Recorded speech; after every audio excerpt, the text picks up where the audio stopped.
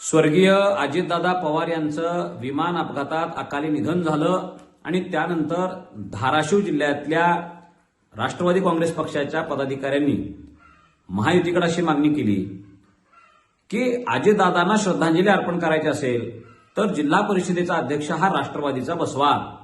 आता ह्या मागणीला अजितदादांचे जवळचे नातेवाईक असलेले राणा जगजितसिंह पाटील प्रतिसाद देतील असं वाटलं होतं।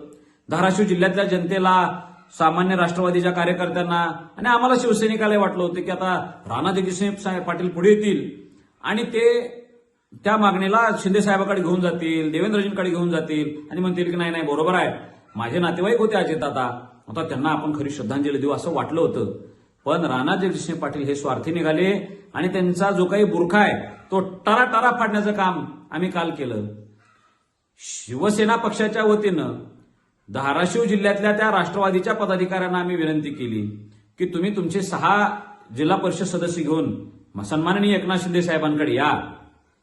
त्यावेळेला ह्या भूमिकेनंतर राणा पाटलांचे तिळपापड झालं, तळपायाच्या मस्तकाला गेले आणि त्यांनी म्हणाले की मी एवढा खर्च करायला लागलोय, हे सगळे पळवून आणलेले जिल्हा परिषद सदस्य, यांचा उपयोग काय? मग त्यांनी तसं त्यांच्या कैदेत असलेल्या, नजर कैदेत असलेल्या राष्ट्रवादी काँग्रेस पक्षाच्या जिल्हाध्यक्षांना महेंद्र काका धुरगुडेंना आदेश दिला की महेंद्र तुम्ही सांगा की बघा शिवसेना असं म्हणतेय, तुम्ही सांगा की आपण महायुती म्हणून लढलोय, आम्ही महायुती सोबत आहे।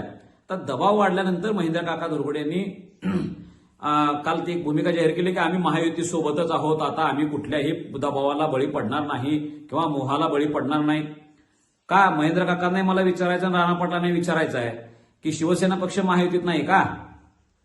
तुम्ही महायुतीमध्ये दरार पाडण्याचं काम राणा जगजितसिंह पाटील करायला लागलेले आहेत। शिवसेना पक्षाचे निवडून आलेले 2 सदस्य तुम्ही घेऊन पळून गेलेला आहे। आज तानाजीराव सावंत साहेबांनी सामान्य शिवसैनिकाला जिल्हा परिषदेचा अध्यक्ष बसवायचं अशी भूमिका घेतल्यानंतर तुम्ही जिल्ह्यातले काही नेते पळवून नेला। मग महायुतीमध्ये अविश्वास दाखवण्याचं काम हे तुमच्याकडनं झालेलं आहे राणा पाटील, शिवसेनेकडनं नाही झालं। तुम्ही हे म्हणायला पाहिजे होते की आम्ही जिल्हा परिषदेचा अध्यक्ष भाजपचा बसू आणि शिंदे साहेब आणि देवेंद्रजी काय ठरवतील ते आपण बघू। शिवसेना पक्षाने तर तीच भूमिका घेतली, तानाजी सावंतांनी तीच भूमिका घेतली, पण तुम्ही ते न करता शिवसेना पक्षाची बदनामी करत सुटलात। या गोष्टीचा आम्ही जाहीर निषेध करतो आणि तुमचा चेहरा आम्ही उघड पाडण्याचं काम केलेलं आहे। धाराशिव जिल्ह्याच्या जनतेला लक्षात आले की राणा जगजितसिंह पाटील स्वतःच्या पत्नीला अध्यक्ष बनवण्यासाठी कुठल्याही थराला जाऊ शकतात। त्यांनी निवडणुकीच्या वेळेसही असं नियोजन केलं होतं की भारतीय जनता पार्टीमध्ये इतर कुठलीही ओपन महिला निवडून नाही आली पाहिजे, हे त्यांचं नियोजन परफेक्ट झालेलं आहे। तर राष्ट्रवादीचं काही होईल किंवा शिवसेनेचं कोणीतरी होईल हेच त्यांना खपायला तयार नाही। जो काही जिल्ह्याचा विकास करायचा तो मीच करणार, आमचीच लोक करणार असं त्यांना वाटते, घरातलीच लोक करणार असं वाटते। पण भारतीय जनता पार्टी ही घराणेशाहीला न मानणारी पार्टी असा आमचा विश्वास आहे।